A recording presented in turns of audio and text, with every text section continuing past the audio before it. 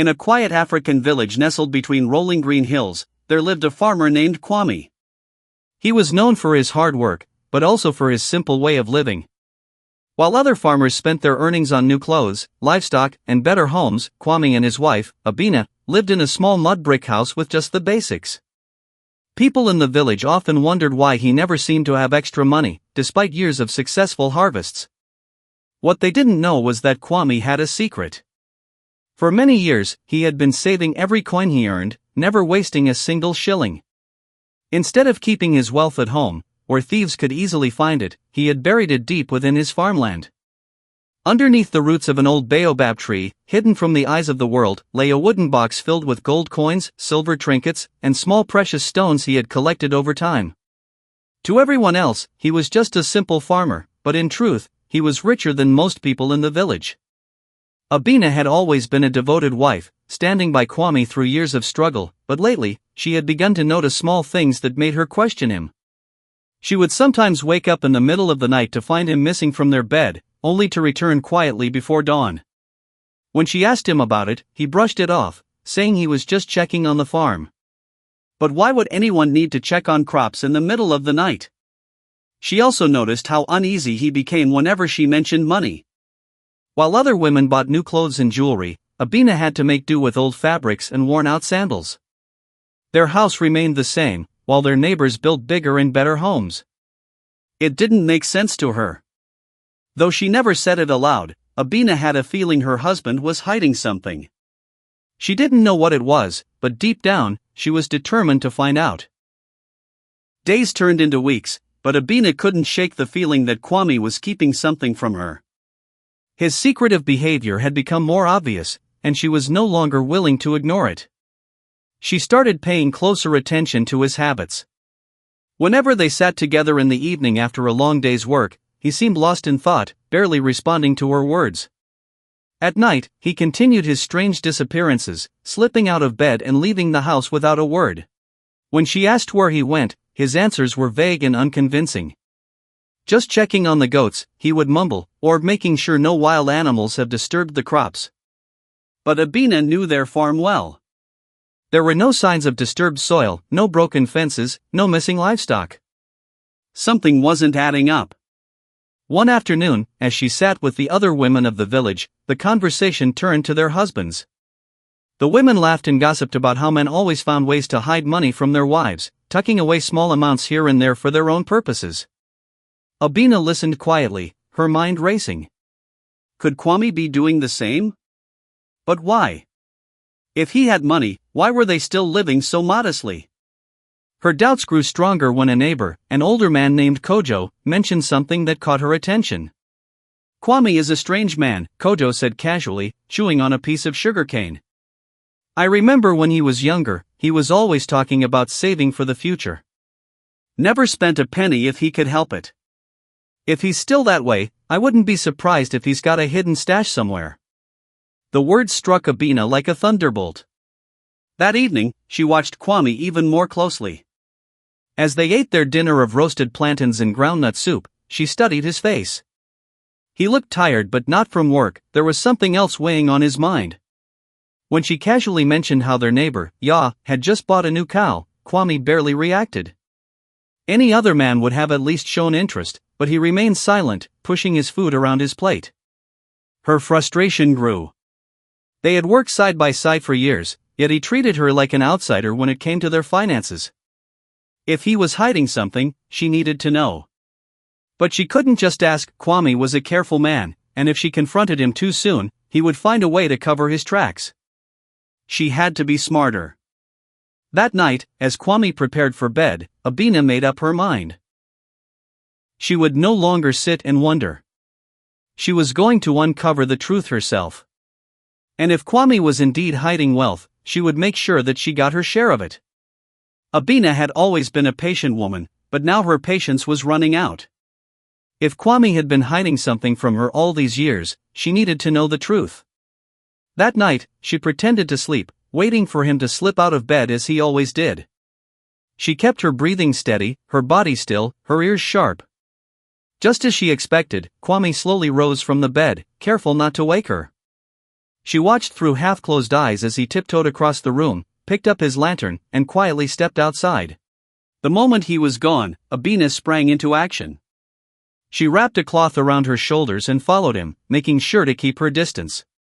The night was dark, the moon half hidden behind clouds, but the faint glow of Kwame's lantern guided her. He moved with purpose, taking the narrow path that led to their farmland. Her heart pounded with every step.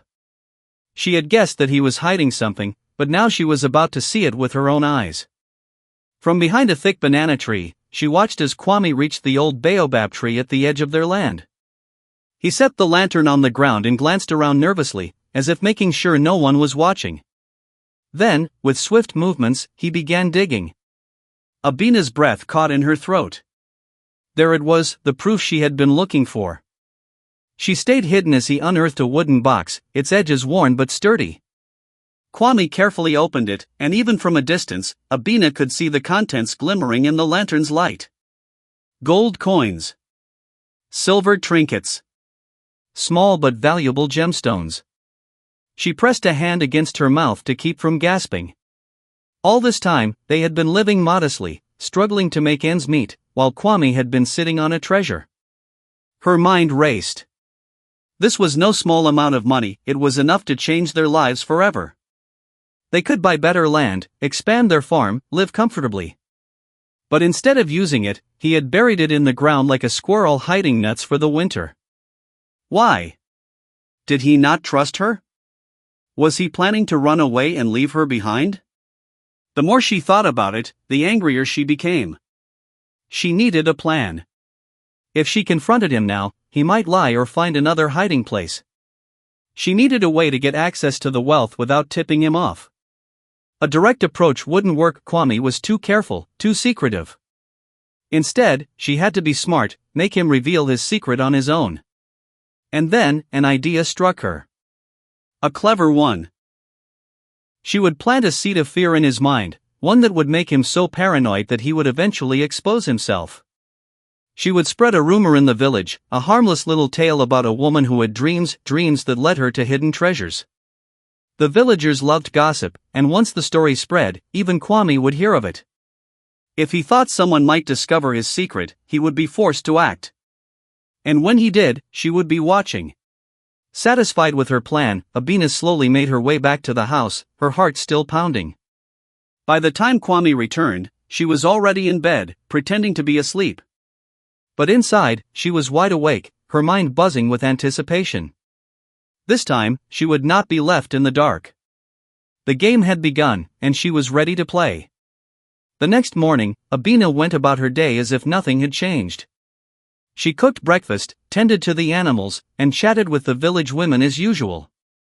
But beneath her calm exterior, her mind was busy weaving the story she would spread. She knew how quickly rumors traveled in the village, and if she played her part well, Kwame would soon hear exactly what she wanted him to hear. That afternoon, as she sat with a group of women under the large mango tree, she casually brought up the subject of dreams.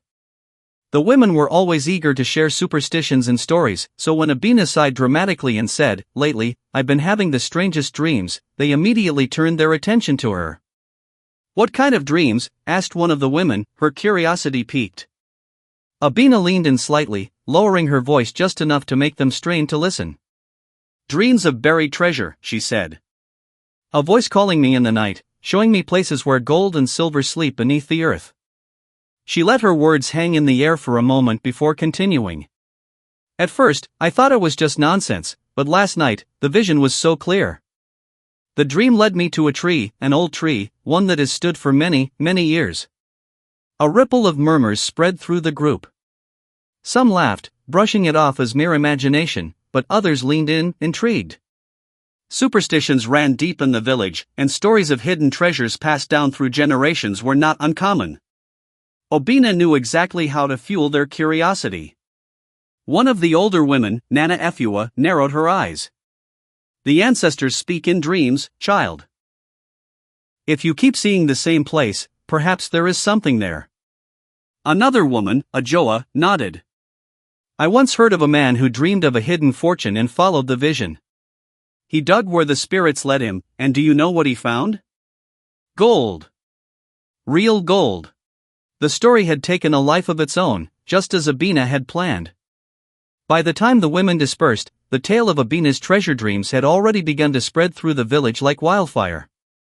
By sunset, it had reached the ears of nearly every farmer, merchant, and elder, including Kwame. Abena watched him closely that evening. He sat unusually still, his fingers tapping against his knee, his eyes distant. He barely touched his food. His behavior confirmed what she had hoped. He was worried. The seed of fear had been planted, and it was growing fast. That night, Kwame tossed and turned in bed. Abena pretended to sleep, but she could feel his restlessness. She knew exactly what was going through his mind. If the villagers believed there was treasure buried somewhere, they might start searching. And if they searched, they might stumble upon his hidden fortune. Sure enough, just before dawn, Kwame slipped out of bed. Abena kept her eyes shut and listened as he gathered his things, then quietly left the house. Her heart pounded with excitement. This was it. He was going to move the treasure. She waited a few moments before following him into the darkness, making sure to stay hidden. Just as she had expected, Kwame walked straight to the baobab tree, lantern in hand. He dropped to his knees and frantically started digging, his hands moving faster than before. The fear in his eyes was clear even in the dim light, she could see it. He had taken the bait. Now, all she had to do was wait for the right moment to confront him. Abena watched from the shadows as Kwame dug feverishly beneath the old baobab tree. His breathing was heavy, his hands moving frantically as he unearthed the wooden box. The lantern's flickering light cast long, nervous shadows on his face. He looked around every few seconds, his eyes darting like a man expecting to be caught. She had never seen him like this before. The careful, calculated man she had married was gone. Replaced by someone desperate and afraid. Abena knew that the moment had come. She took a deep breath, stepped forward, and spoke. "Tell me, Kwame," her voice rang out in the still night, firm but calm. "How long have you been hiding this from me?" Kwame froze. His hands stopped moving, his entire body stiffened. Slowly, he turned his head toward her, his face pale in the lantern's glow. For a long moment, there was only silence between them. The night air was thick with tension. She stepped closer, her eyes locked onto his. "All these years, while we struggled, while I mended my old clothes and walked barefoot, you had all of this hidden away?" She gestured toward the box, now half buried in the earth. "Why, Kwame? Why would you do this?" Kwame looked down, ashamed. "I was saving it for our future," he mumbled. "For hard times." Abena let out a bitter laugh. "Hard times? We have been living in hard times. And you let me believe we were poor while you buried our future in the ground?" Kwame opened his mouth as if to argue but then stopped. He had no defense. He knew he had been wrong. He had been so consumed by fear of thieves, fear of losing what he had worked so hard to save, that he had not realized he was also robbing his own family of a better life. For the first time, he saw it from Abena's eyes. He had not protected their wealth. He had wasted it. Abena knelt beside the box and slowly ran her fingers over the smooth wood. "This money is not just yours, Kwame. It belongs to both of us. To our children. To our future." Kwame swallowed hard, nodding.